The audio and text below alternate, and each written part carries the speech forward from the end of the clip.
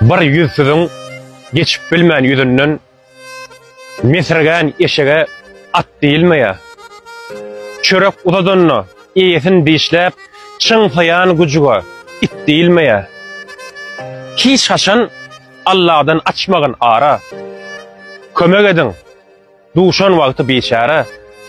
Şu yönü erkek olup bir çaresiz naçara bana namasını sat değilmeye. Yaşlık başında ka gezme erkine. Büyücün açar yeten vaktin kırkına. Çöl içinde yeke biten tırkına şahlı malam olsan ot değilmeye.